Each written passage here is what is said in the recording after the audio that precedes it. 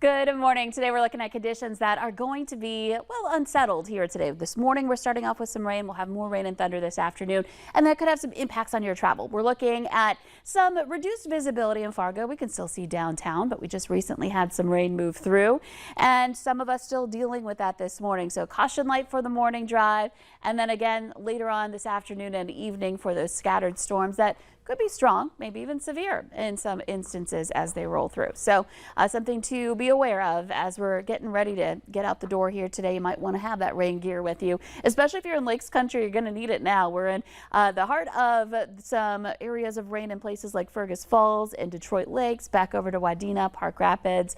All of those areas experiencing rain down through Elbow Lake and Wheaton, Wahpeton, Breckenridge, another cell moving through right now. Fargo's been kind of in a break.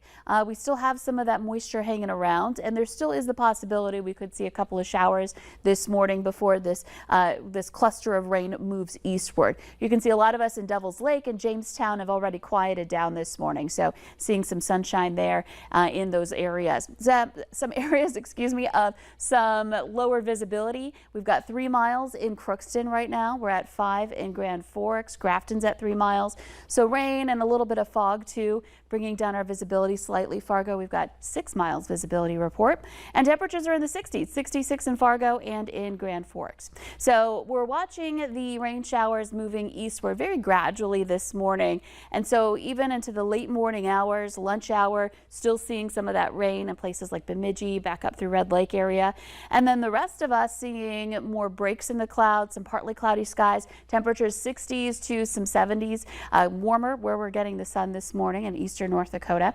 And then this afternoon, heating up from about 70 degrees in the east to 80 out in the west. And then that's when we start to see that next round develop. This is 4 p.m. We've got some isolated areas of rain and thunder developing. You can see it kind of forms more into a line, kind of a broken line of rain and thunderstorm activity. And some of this may produce some hail up to a quarter size in diameter. We're talking about the potential for some gusty winds that could cause some damage, and heavy downpours too in any of these cells that move through. This is in the 7 o'clock hour, continuing on into 10 p.m.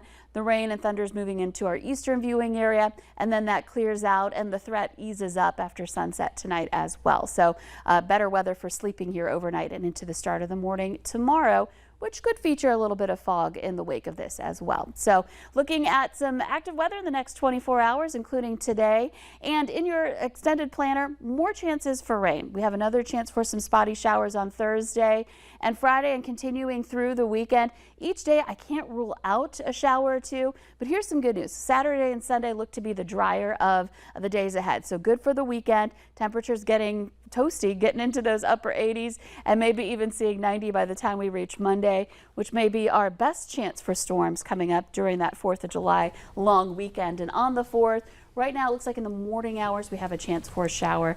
Hopefully we can keep things dry for fireworks later on Tuesday night.